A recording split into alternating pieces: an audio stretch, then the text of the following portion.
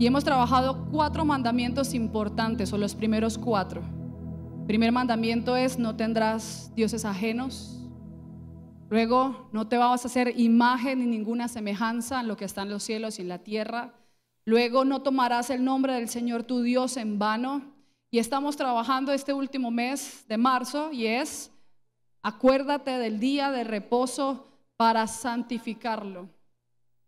Y específicamente estos 2 meses han estado abordándose el tema de amo y adoro a Dios y honro y obedezco a Dios. Si ponemos en práctica estos 4 mandamientos, por ende vamos a amar y obedecer, vamos a honrar y vamos a amar y adorar, y vamos a honrar y a obedecer a Dios. Toda nuestra vida necesita rendir alabanza y gloria a Dios.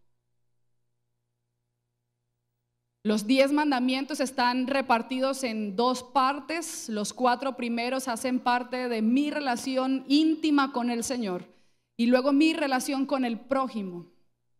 Y hoy, último domingo de marzo, estamos cerrando, culminando estos 4 primeros mandamientos, que toda mi vida debe darle gloria y honra a Dios. Y estamos cerrando estos 4 mandamientos entendiendo que si yo no rindo gloria y honra al único que lo merece, no estamos haciendo nada.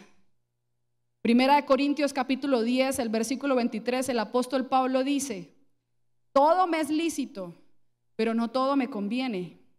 Todo me es lícito, pero no todo me edifica. Versículo 31 de Primera de Corintios 10, ahí mismo: si pues coméis o bebéis o hacéis otra cosa, hacedlo todo para la gloria de Dios. No se trata que dejes de estudiar.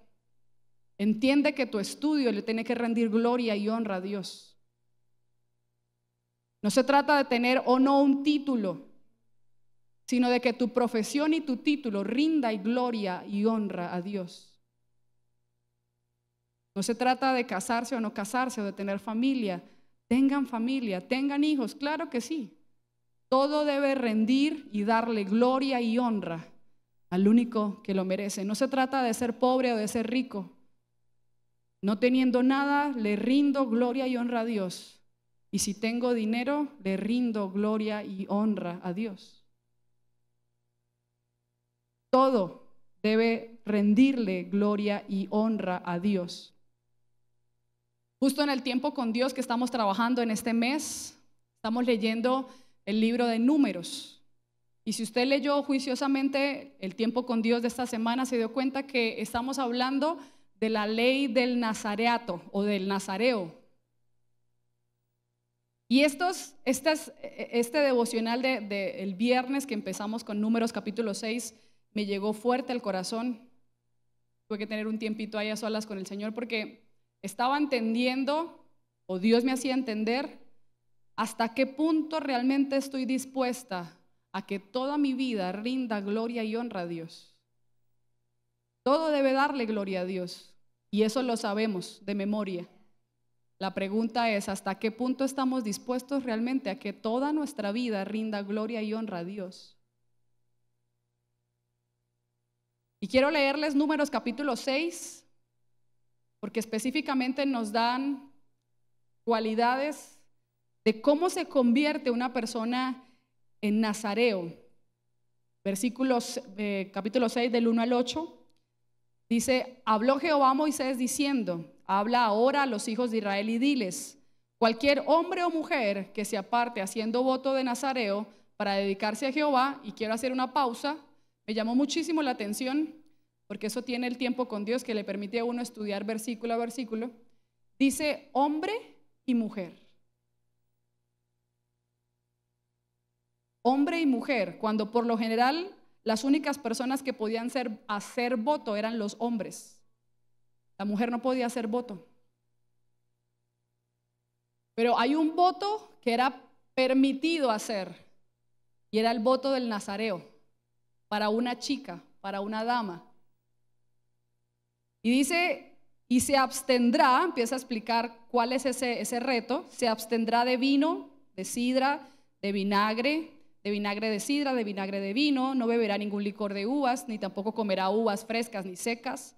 Y todo el tiempo de su nazareato, de todo lo que se hace de la vid, desde los granitos hasta el ojillo, no comerá.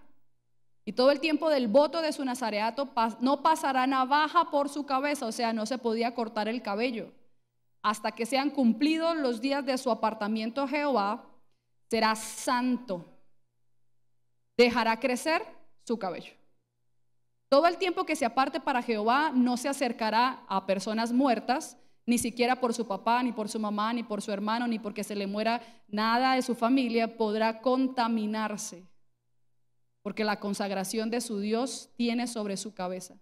Y todo el tiempo de su nazareato será santo para Jehová. Bíblicamente hay dos maneras en las cuales se podía tener la ley del nazareato o el voto. Uno, voluntario, y dos, escogido. Habían dos maneras. O tú decidías voluntariamente hacerte nazareato, o había un designio divino para eso. Específicamente, tengo dos noticias, una buena y una mala. La buena es que Dios a todos nosotros nos escogió en este voto del nazareato, en este voto de consagración. La mala es que nosotros tenemos que decidir si aceptamos o no. Digo mala en el sentido de que a veces nuestra voluntad no decide de la manera correcta. Juan capítulo 15, versículo 16, Jesús le dice a sus discípulos: ustedes no me escogieron a mí, sino que yo los escogí a ustedes y los comisioné para que vayan y den fruto, y su fruto perdure. Y así el Padre les dará todo lo que pidan en mi nombre. Iglesia Vida Abundante, Dios nos escogió para que toda nuestra vida dé honra, gloria, solo al que la merece.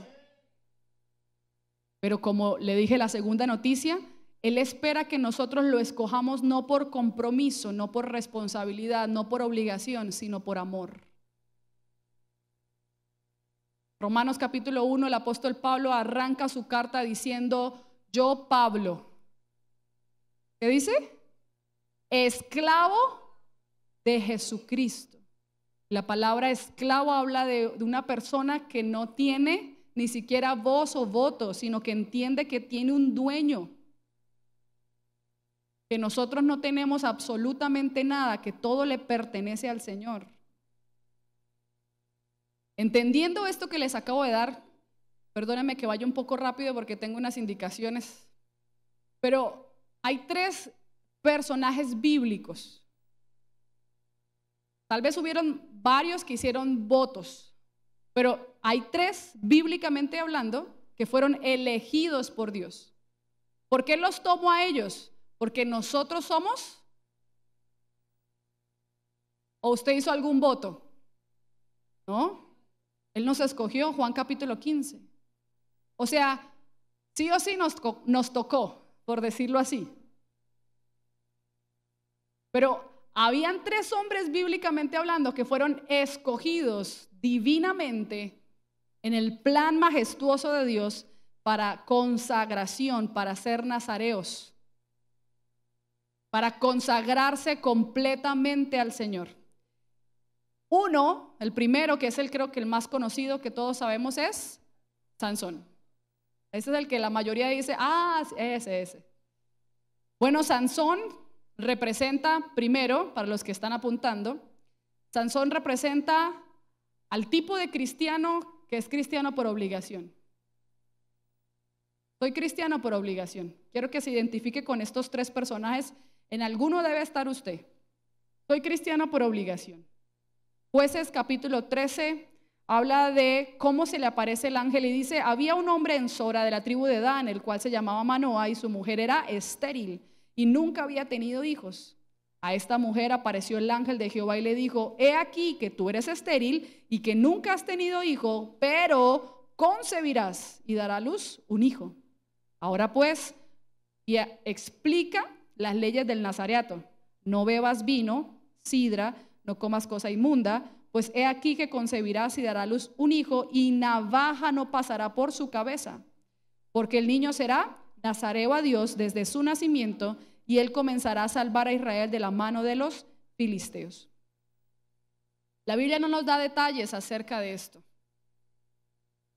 pero estoy segura que los padres de Sansón tuvieron que haberse sentado con Sansón, tal vez mañana o tarde, tal vez algunos días de la semana, explicándole lo que significaba para él el que hubiera sido escogido y elegido por Dios. Explicarle que no podía tomar vino, explicarle que no podía acercarse a un muerto, explicarle que no se le podía cortar el cabello, y para que él entendiera el por qué era tan importante estas leyes o normas, no como un mandamiento obligado y a juro, sino que entendiera el por qué Dios lo había escogido a él.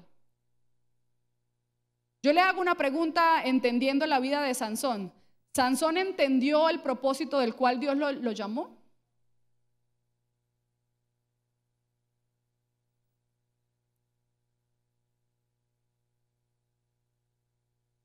En la historia de Sansón encontramos cosas como mató un león, no solo mata al león, ya rompió la ley ahí, porque se acerca un muerto. No solo mata al león, sino que de regreso dice la Biblia que de la boca del león había un enjambre, miel. Y dice que quiso comer de esa miel y le mete la mano al león muerto, aparte toca un cadáver. No solamente está al lado del cadáver, sino que le mete la mano y saca de la miel, y no solamente come él, la Biblia dice que le da a su familia. Entienda espiritualmente lo que me estoy queriendo referir con esto. No solamente se acerca a un león, lo mata, come él y le da de eso a su familia, sino que bíblicamente hablando dice que él hizo un banquete el día que se casa. Dígame qué reparten en los banquetes. No solamente toma vino, que era prohibido, sino que se acuesta sexualmente con mujeres que no eran hijas de Nazaret o hijas de Israel.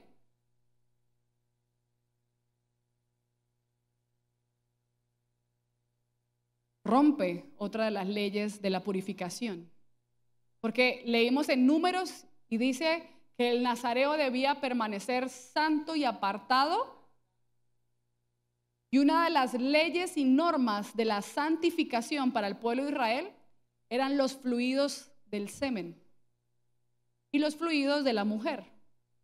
Cada que se tenía un fluido, ellos debían lavarse 2, 3 días, apartarse en el caso de que fuera constante, y eso los hacía impuros. Eso significa que Sansón había roto todas las leyes de su nazareato. Ahora, la pregunta que me nace mientras compartía y hacía este estudio es: ¿Sansón seguía viendo la gloria de Dios a través de su vida? Por eso nunca se preocupó si estaba o no haciendo las cosas bien, porque en Sansón se manifestaba la gloria de Dios. Sansón tenía fuerza, poder, estatus, y era el más temido en los filisteos. Pero él hacía lo que se le daba. Miren, Sansón es un gravísimo mal ejemplo del cristianismo,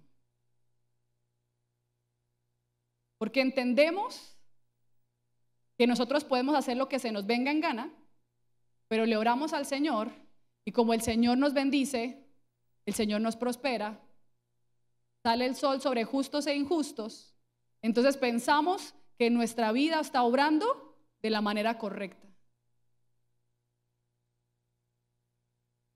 La vida de Sansón, su vida interna de carácter, ¿estaba dándole gloria al Señor? Pero tenía una vida pública, que tenía poder sobre los filisteos. Yo estoy segura que Sansón, al romper cada una de esas leyes, él tuvo que haber pensado, esas leyes para mí son un fastidio. Esas leyes para mí son carga. Esas leyes para mí, ay, yo no pedí esto. Yo no pedí esto. Y muchos de nosotros como cristianos hemos estado pensando en esa misma forma. Las leyes o los mandamientos que Dios nos dejó son carga, son fastidio. ¿Por qué tenemos que obedecer? ¿Por qué tenemos que venir a la iglesia? ¿Por qué tenemos que hacer esto? ¿Por qué tenemos que hacer lo otro? ¿Para qué? Y tenemos a Manoa y a su esposa, porque nunca dice el nombre de la señora, diciéndole: Sansón, no haga eso. Sansón, mire qué tal. Sansón, no hay hijas en Israel para casarse, Sansón. Y ahí estamos nosotros. El Señor háblenos, el Señor díganos, el Señor instruyanos, el Señor señalándonos las cosas. Y nosotros, ¡ah! Señor, párela ya.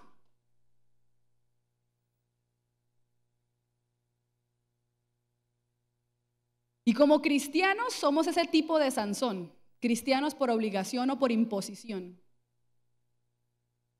Solo cumplimos el mínimo esfuerzo. Ahí como para que Dios no se enoje con nosotros. Y tratamos de cumplir el mínimo esfuerzo, la mínima norma. Pero realmente nuestra vida no da gloria a Dios. Nuestra vida absolutamente para nada rinde gloria y honra a Dios. Miren, la vida de Sansón termina, usted conoce la historia, Dalila lo engaña, a Sansón lo encarcelan, le sacan los ojos y tiene un fin horrible. Pero Dios necesitaba intervenir en la vida de Sansón por amor. Porque Dios no quería que Sansón se perdiera de esta manera. De hecho, déjeme darle un dato que tal vez usted no sabía.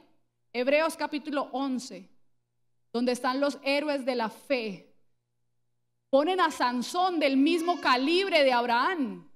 Yo no entiendo eso.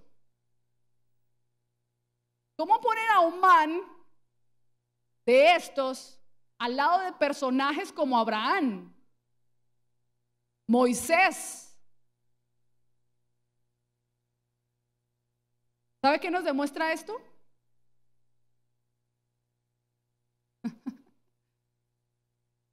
Amor revelado de Dios a nuestras vidas. Y Dios interviene porque la vida de Sansón no estaba caminando correctamente. Y Dios interviene y permite toda esta calamidad para Sansón. Me imagino que Sansón en ese momento estaría: ¡ay, por qué me pasa esto! ¿Por qué todo me cae a mí?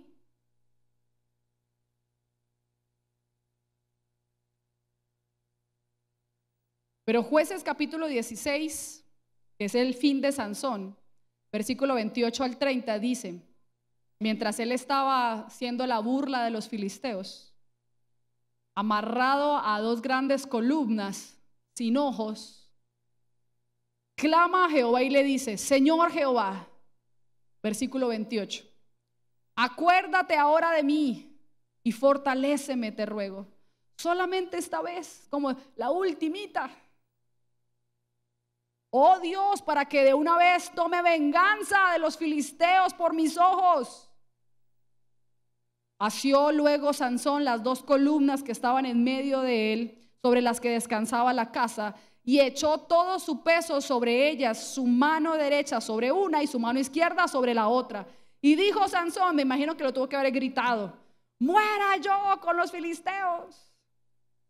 Entonces se inclinó con toda su fuerza y cayó la casa sobre los principales y sobre todo el pueblo que estaba en ella, y los mató, y al morir fueron muchos más que los que había matado durante toda su vida.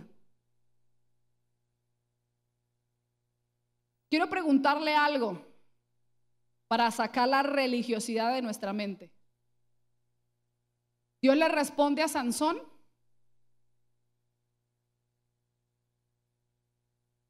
Pero Dios le responde a Sansón. Sí, escúchame. Pero Dios le responde a Sansón, no porque Sansón tuviera la razón en su oración, porque la razón de Sansón en la oración era venganza. Pero Dios le responde a Sansón porque había un plan mayor, plan de Dios mayor, que era la libertad del pueblo de Israel de los filisteos. Ojo con lo que le voy a decir.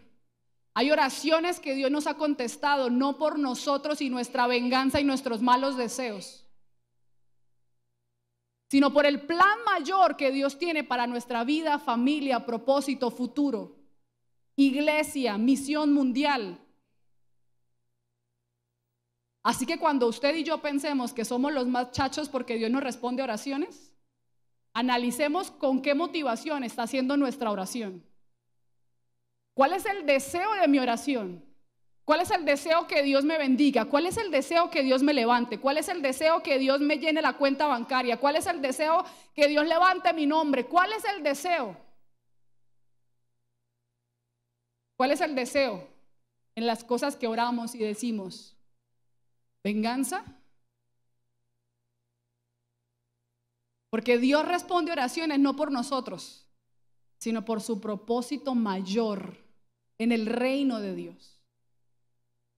¿Cómo termina Sansón? Bíblicamente hablando, si lo vemos desde otra perspectiva, Sansón termina como un mártir, porque entrega su vida para matar a todos los de los filisteos. Sansón termina, ojo, le vuelvo a decir, Sansón termina obedeciendo con una motivación incorrecta.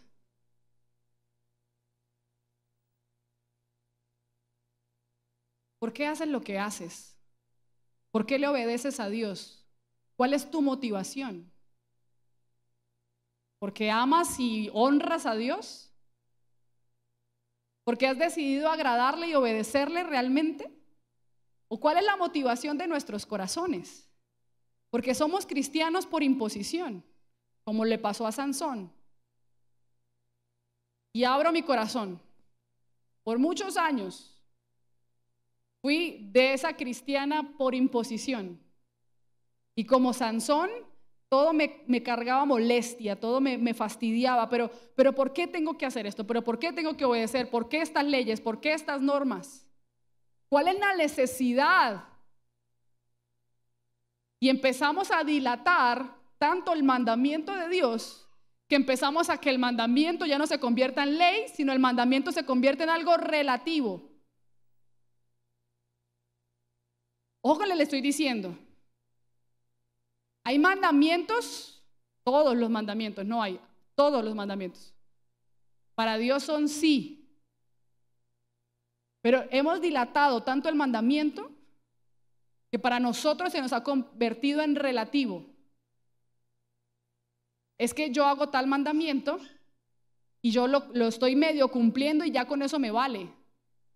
Pero yo hago tal cosa y pienso que ya estoy cumpliendo la ley del mínimo esfuerzo. Tal vez algunos años atrás, varias veces, en varias ocasiones, Dios me destapaba la olla. Hermano, y yo me ponía enojadísima. Porque que cuando nuestro nombre públicamente esté en boca de la gente, no por algo bueno, sino por algo malo, ¿les gustaría? Pero entiendo, ahora con la madurez que Dios me ha dado, que todas esas veces que Dios me destapó la olla fue porque me amaba. Porque si no, nunca me hubiera arrepentido de mis errores. Y estaría viviendo mi vida pensando que estaba haciendo una buena cristiana, pero con una doble vida y con una olla tapada. Iglesia, no esperes que el Señor te destape la olla. porque toda nuestra vida debe rendir gloria y honra a nuestro Señor. Si no, los primeros 4 mandamientos no tienen sentido. ¿Cómo el mandamiento de amar solamente, no tener dioses ajenos, no hacernos imágenes, no usar el nombre de Dios en vano, guardar el día de reposo? Todo me habla de amar y honrar a nuestro Dios.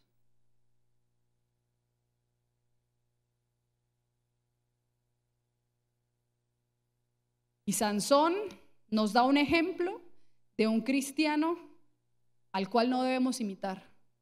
Sansón nos da el ejemplo de una vida que nunca le dio gloria a Dios.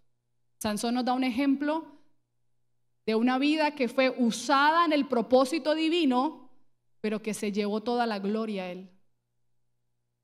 Sansón nos da un ejemplo de lo peligroso que es para nosotros el ser escogidos por Dios, usados en el altar o usados en cualquier otro lugar afuera, pero que toda la intención o motivación de nuestro corazón sea gloria para mi nombre. Si levantas una empresa, que no sea el nombre tuyo, que sea el nombre de Dios en alto. Si levantas una familia, si levantas un ministerio, si levantas lo que levantes, todo debe darle gloria y honra al Señor. Por eso bíblicamente entiendo el peligro en el que estamos expuestos todos los días. Por eso te pregunté al principio de la enseñanza, ¿qué te da valor? ¿Qué te da estatus? ¿Qué te coloca arriba pensando que eres tú? ¿Un título? ¿Una profesión? ¿Un estatus? ¿Dinero? ¿Reconocimiento? Y esta semana, basado en esto, le dije, Señor, ayúdame y protégeme. Cada vez que puedo, vuelvo y me arrodillo. Señor, toda la gloria es tuya. Porque así como lo compartió la pastora Elizabeth, estamos siendo conocidos a nivel internacional. Nuestro nombre, Vida Abundante, mi nombre, el nombre de la pastora, están siendo conocidos por lo que está sucediendo aquí. Y le estoy diciendo al Señor, no somos nosotros. Guárdanos de robarte la gloria que solo le pertenece al Señor. Porque el día que siquiera codiciemos eso, terminaremos como Satanás, que quiso robarle la gloria al Señor y simplemente fue desechado. Todos los 4 primeros mandamientos nos hablan de darle gloria y honra al único que lo merece. Segundo, y voy más rápido. Segunda persona que fue consagrado como nazareo, Samuel. Samuel es el ejemplo. Si en Sansón encontramos al cristiano, porque nos toca al cristiano por obligación, al cristiano obligado, en Samuel encontramos al cristiano obediente pero sin legado. En Samuel encontramos al cristiano obediente pero sin un legado. Primer libro de Samuel, capítulo 1, versículo 10 y 11 dice: Ana estaba muy angustiada y oraba al Señor amargamente. Y le hizo voto al Señor y le dijo: Señor, si tú te dignas de mirar mi aflicción y te acuerdas de mí, no te olvides de tus siervas, sino que me das un hijo. Yo lo dedicaré al Señor por todos los días de tu vida y nunca pasará navaja por su cabeza. Así que Dios escucha la oración de Ana y en el versículo 24 dice, después de haber destetado, ya había nacido, dice que Ana lo llevó con un novillo, con un efa, con un odre y lo trajo a la casa del Señor en Silo. Y aunque el niño era pequeño, allí se sacrificaron todas estas cosas y le entregaron el niño ¿a quién? A Elí, al profeta. Y dice el versículo 28, por lo cual, dice, yo lo he dedicado al Señor todos los días de su vida y él estará dedicado al Señor, y oró allí al Señor. Aquí no fue un ángel que se aparece. Aquí es una respuesta de una oración de una madre que era estéril. Pero que sí o sí, Samuel no eligió ser consagrado, sino a través de una oración de una madre consagró a su hijo. Ahora, entendemos bíblicamente hablando que Samuel conoce la voz de Dios hasta el capítulo 3. Porque antes de eso dice que no había voz de Dios, no había aparecido Dios, de hecho estaba pasando espiritualmente por un proceso difícil, una crisis espiritual Israel, que no habían escuchado a Dios hace un montón. Pero aparece el capítulo 3 en el libro de Samuel y Dios mismo es quien se le aparece a Samuel para llamarlo. ¿Me hago entender? O sea, una oración de una madre, pero Dios, quien respeta nuestras decisiones, se le aparece a Samuel y le dice: Samuel, Samuel, y empieza a llamarlo. Porque Dios no quiere romper la voluntad que le ha dado a Samuel, la libre decisión que le ha dado a Samuel. Pero vemos en Samuel ese cristiano firme, ese cristiano obediente. Vemos en Samuel ese cristiano fiel, que no solamente su mamá lo consagra, sino que él también decide. En algún momento nosotros fuimos obligados a venir a la iglesia cuando éramos niños o adolescentes. O tal vez los chicos más grandes que están aquí, tal vez algunos son obligados también. Pero aún siendo obligados, en algún momento de nuestra vida, iglesia, nos tocó ¿qué? Decidir. Nos tocó decidir si esto realmente era lo que nosotros teníamos o creíamos. Y así estaba Samuel. Samuel decide. O sea, Samuel es el testimonio de un cristiano que realmente decide obedecer a Dios. Es un buen cristiano. Estaba con el Señor, era voz de Dios, hablaba de parte de Dios. Pero tenemos un grave problema con Samuel. Y es que él nunca se preocupó por entrenar a sus hijos. Samuel nunca se preocupó por su familia. Samuel nunca se preocupó por el hecho de que, en algún momento yo tengo que morir. ¿Quién se va a quedar con esta vaina? Por eso el libro de Samuel, Dios mío, el libro, capítulo 8, del 1 al 3 dice: y aconteció que cuando Samuel ya era viejo, puso a sus hijos ahora como jueces. Y el primogénito era Joel, el segundo Abdías, y ellos juzgaban en Berseba. Pero el versículo 3 dice: pero sus hijos no anduvieron por los caminos de él, sino que se desviaron tras las ganancias deshonestas, aceptando sobornos y pervirtiendo el derecho. Hay un versículo en Deuteronomio que Dios dice claramente: los padres no pagan por los pecados de sus hijos, ni sus hijos por los de los padres. Pero yo que tengo dos padres, ¿verdad? Una madre y un padre, y usted también, ¿sabe qué ejemplo de padre o madre quiere seguir?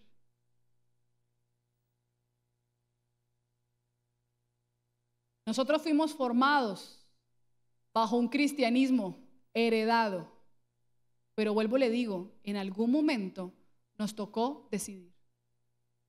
Tal vez tú estás viviendo un cristianismo heredado, siendo obediente, siendo juicioso, porque ahí estoy, ¿verdad? Pero estás teniendo un cristianismo heredado que en algún momento, en situaciones donde el fuego quema, te va a tocar decidir. ¿Qué vas a hacer? ¿Abandonarás tu fe? ¿O toda tu vida realmente dará gloria y honra al Señor?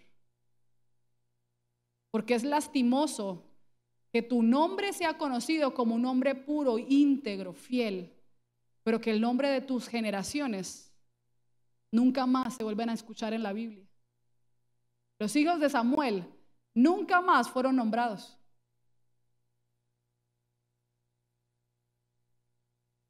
Y se perdió una generación de legado. .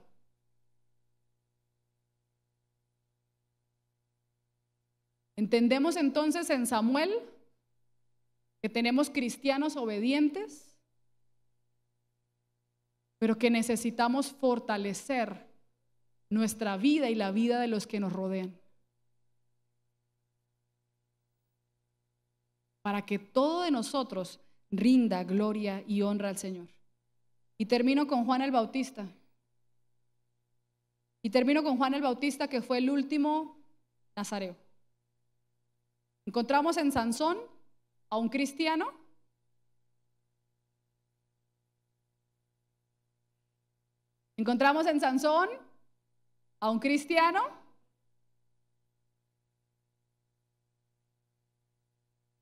Pregúntese por qué viene aquí cada domingo. ¿A pagar un voto? ¿Por tradición? ¿Porque se siente mal si no viene un domingo? Cristianos obligados. Déjeme darle este ejemplo nomás. Si usted trabaja toda la semana y con ansias espera el fin de semana, usted está obligado en ese trabajo. Está obligado por plata, claro. Pero si usted en la semana disfruta lo que hace, es diferente.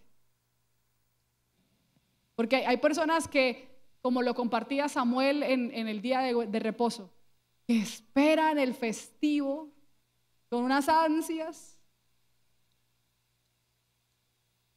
porque están siendo esclavos y no de Dios. Cristianos por obligación. ¿Somos el tipo de cristianos como Sansón? ¿Obligados? O tal vez somos el tipo de cristianos como Samuel, que tratamos de ser obedientes, que nos esforzamos, pero que realmente no hay una decisión real de fortalecimiento, de expansión, de entregar una vida, de pensar en el futuro, de pensar en las generaciones futuras.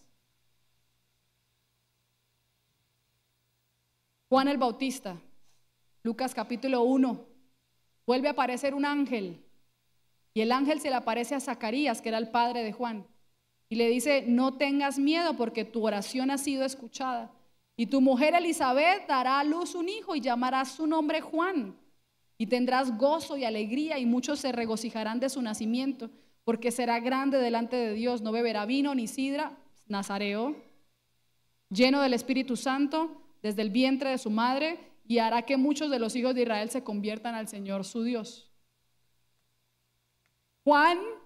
Encontramos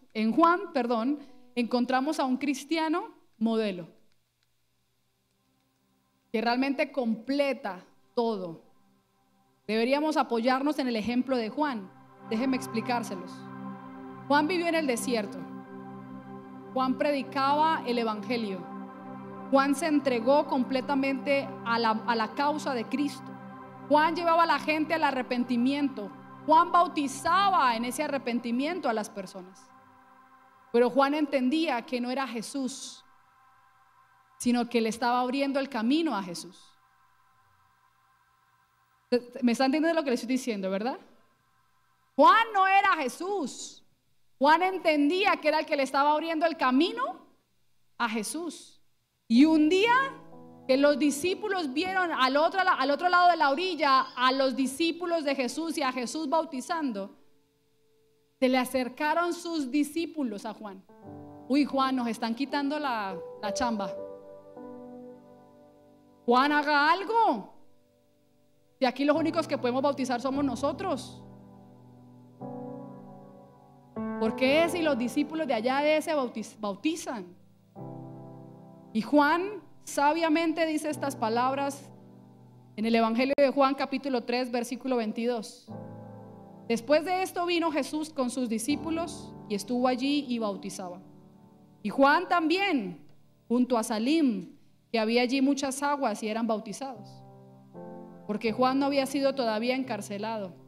Entonces hubo discusión entre ellos, entre los discípulos, y dijeron: pero ¿por qué bautiza del otro lado? Y todos vienen a él. Versículo 27. Respondió Juan y dijo: no puede el hombre recibir nada si no le fuere dado del cielo.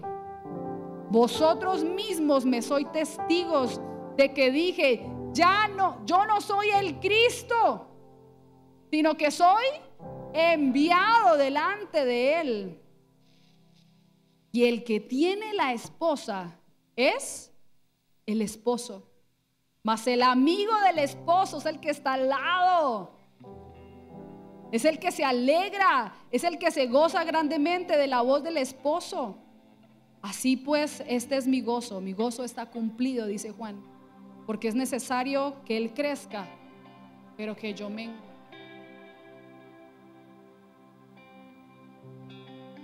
No tendrás dioses ajenos, no te harás imagen, no uses el nombre de tu Dios en vano y guarda el día de reposo.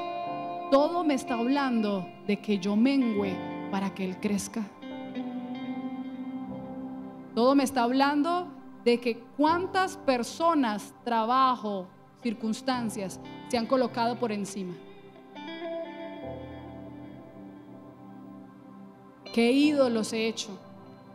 ¿Cuántas veces he hablado en nombre de Dios? Pura carreta. ¿Cuántas veces no he guardado el día de reposo? Entendiendo que el Señor es el dueño del día de reposo. Todo me habla de una relación con Dios que debe darle gloria y honra. Todo es por Dios y para Dios. Por eso en esta mañana quiero hacer un desafío, porque no podemos cerrar y pasar al siguiente mes que arrancamos el otro domingo a hablar de honra al Padre, a hablar de no matar y bueno, todos los siguientes mandamientos que vamos a ver. Porque es imposible poder cumplir un mandamiento de relación con las personas si no hay una buena relación con el Señor. Y la única forma es consagración, es darle toda la gloria a Él. Cuando yo estoy consagrada 100% al Señor, entiendo que no soy yo, entiendo que es Él en mí. Entiendo que si trabajo, que si tengo el dinero, que si tengo cierto estatus, que si tengo tal título, que si estoy en tal universidad, que si tengo tal, no sé, estoy viviendo en tal barrio, todo debe darle gloria y honra al Señor Jesucristo.